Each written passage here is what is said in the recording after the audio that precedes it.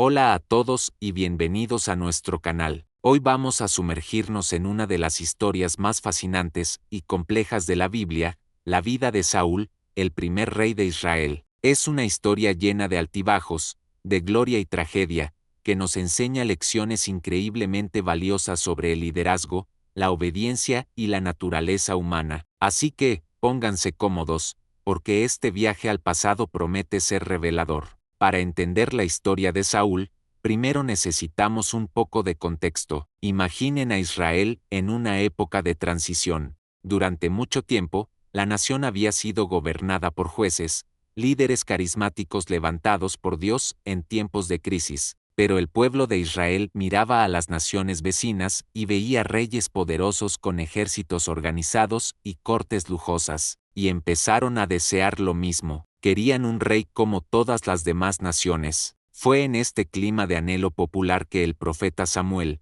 el último de los jueces, recibió una petición directa del pueblo: danos un rey que nos gobierne. A Samuel esto no le gustó nada. Él sentía que al pedir un rey terrenal, el pueblo estaba rechazando a Dios como su verdadero soberano. Pero Dios le dijo a Samuel que escuchara al pueblo, aunque le advirtió sobre las consecuencias.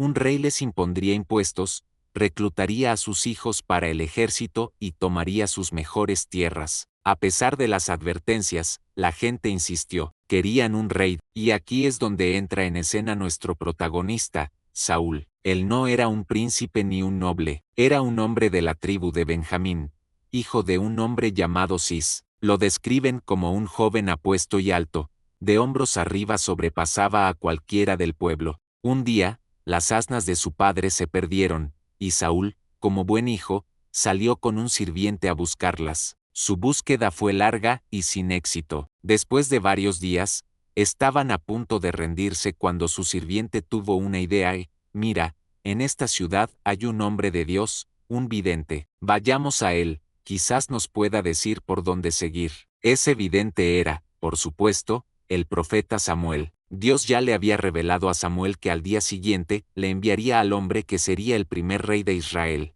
Así que, cuando Saúl se acercó a Samuel para preguntarle por las asnas perdidas, Samuel ya sabía quién era. Imaginen la sorpresa de Saúl. Él solo buscaba unos animales y de repente se encuentra con el profeta más importante de Israel, quien lo invita a un banquete y le da el lugar de honor.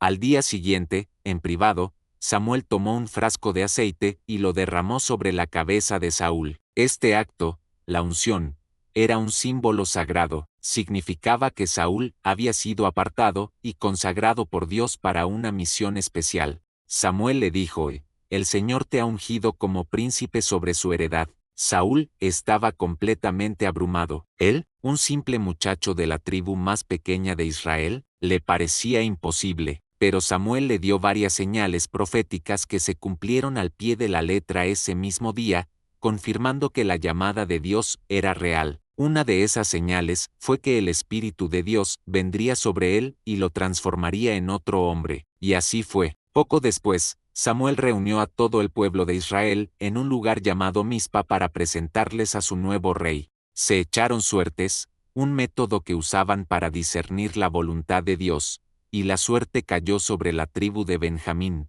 luego sobre la familia de Matri, y finalmente sobre Saúl, hijo de Cis. Pero cuando lo buscaron, Saúl no aparecía por ninguna parte. Se había escondido entre el equipaje. Estaba tan intimidado por la enorme responsabilidad que se le venía encima que trató de evitarla. Finalmente lo encontraron y lo presentaron al pueblo. Y cuando Samuel exclamó: miren al que el Señor ha escogido, no hay nadie como él en todo el pueblo, la gente gritó con júbilo: ¡viva el rey! El reinado de Saúl comenzó con un éxito rotundo. Los amonitas, enemigos de Israel, sitiaron la ciudad de Jabes de Galaad y amenazaron con sacarles el ojo derecho a todos sus habitantes. Cuando Saúl se enteró, el Espíritu de Dios vino sobre él con poder.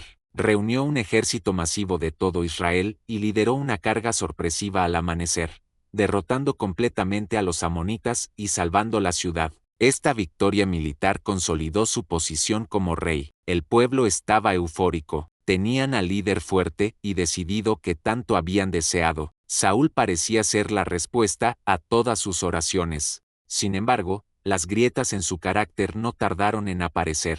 El primer gran error de Saúl ocurrió durante una guerra contra los filisteos, otro enemigo formidable. El ejército de Israel estaba acampado, esperando a que el profeta Samuel llegara para ofrecer el sacrificio a Dios antes de la batalla. Pero los días pasaban, Samuel no llegaba, y los soldados israelitas, aterrorizados por el enorme ejército filisteo, comenzaron a desertar. Saúl, presa del pánico y la impaciencia, decidió tomar el asunto en sus propias manos. Aunque no era su función como rey, usurpó el rol sacerdotal y ofreció él mismo el holocausto. Justo cuando terminaba, llegó Samuel. ¿Qué has hecho?, le preguntó. Saúl intentó justificarse, culpando a la tardanza de Samuel y al miedo de sus hombres. Pero Samuel fue implacable. Su respuesta fue una de las más duras de la Biblia: has actuado neciamente, no guardaste el mandamiento que el Señor tu Dios te ordenó. Si lo hubieras hecho, el Señor habría establecido tu reino sobre Israel para siempre, pero ahora, tu reino no perdurará. En ese momento, Saúl aprendió una lección terrible: la obediencia a Dios era más importante que los rituales, más importante que la lógica militar, y más importante que la presión del momento. Su impaciencia y su falta de fe le costaron su dinastía. A pesar de este grave error, Dios le dio a Saúl otra oportunidad para demostrar su obediencia. A través de Samuel, le dio una orden muy específica: ir y destruir por completo a los amalecitas, un pueblo enemigo que había atacado a Israel en el pasado. La orden era destruir todo: hombres, mujeres, niños, y todo el ganado, sin tomar botín. Saúl obedeció, pero solo en parte. Derrotó a los amalecitas, pero perdonó la vida de su rey, Agag, y se quedó con lo mejor del ganado y las ovejas. Cuando Samuel fue a confrontarlo, Saúl intentó de nuevo justificarse. He obedecido la voz del Señor, dijo. Luego, echó la culpa al pueblo. El pueblo tomó del botín, lo mejor de las ovejas y del ganado, para sacrificarlo al Señor tu Dios. Pero Samuel no se dejó engañar, y aquí pronunció otra de las frases más célebres de la Biblia: ¿acaso se complace el Señor tanto en los holocaustos y sacrificios como en que se obedezca la palabra del Señor? Ciertamente, el obedecer es mejor que los sacrificios, y el prestar atención que la grasa de los carneros, porque la rebelión es como el pecado de adivinación, y la obstinación como la iniquidad y la idolatría. Por cuanto tú desechaste la palabra del Señor, Él también te ha desechado para que no seas rey. Este fue el punto de no retorno. Saúl había demostrado por segunda vez que su obediencia era selectiva, que su corazón no estaba completamente entregado a Dios. Su orgullo y su deseo de agradar al pueblo eran más fuertes que su deseo de agradar a Dios. Cuando Saúl suplicó perdón, Samuel se dio la vuelta para irse,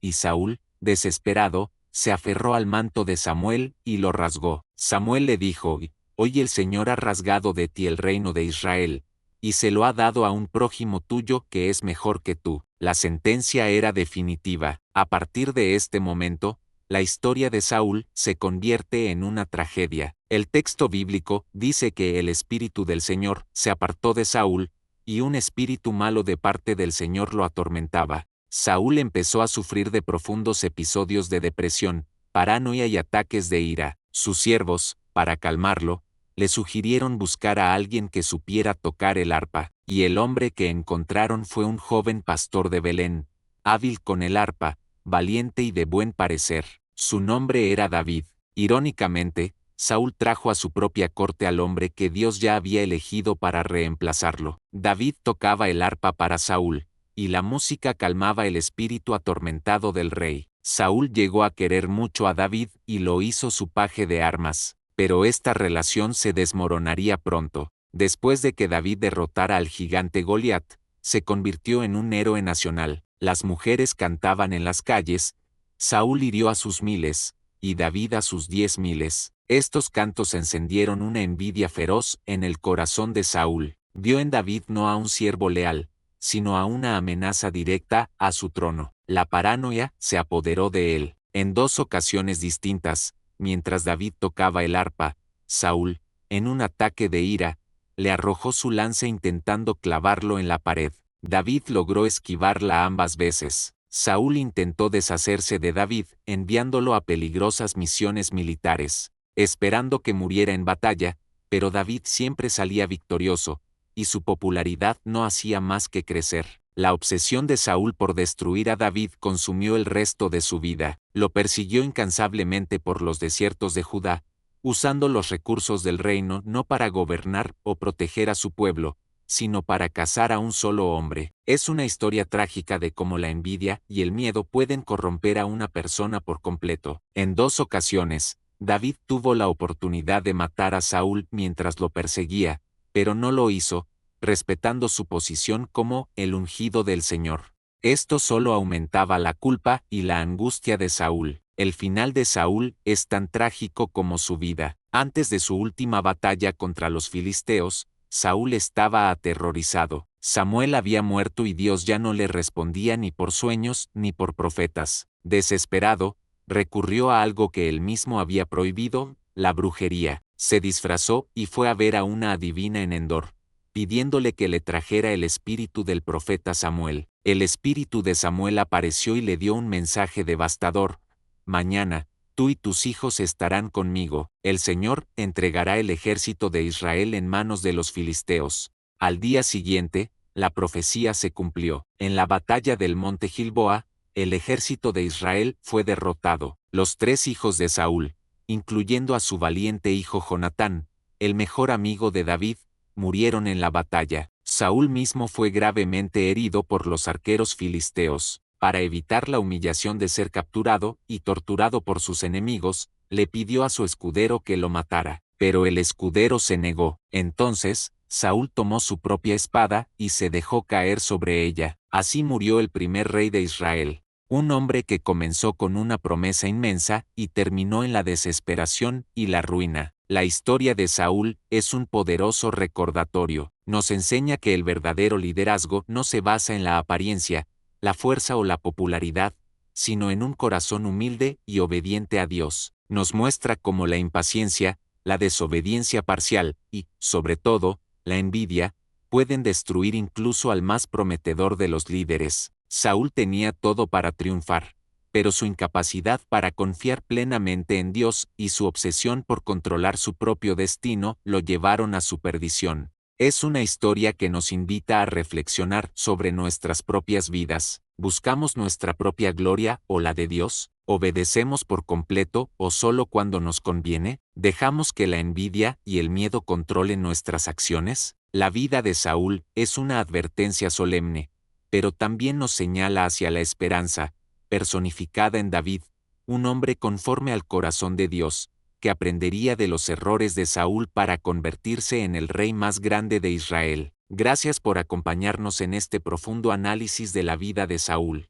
Si esta historia te ha parecido interesante y te ha hecho reflexionar, no olvides darle a me gusta, compartirlo con tus amigos y, lo más importante, suscribirte a nuestro canal para no perderte más historias como esta. Nos encantaría leer tus pensamientos en los comentarios. ¿Qué lección te impactó más de la vida de Saúl? Déjanoslo saber. Nos vemos en el próximo video. Hasta pronto.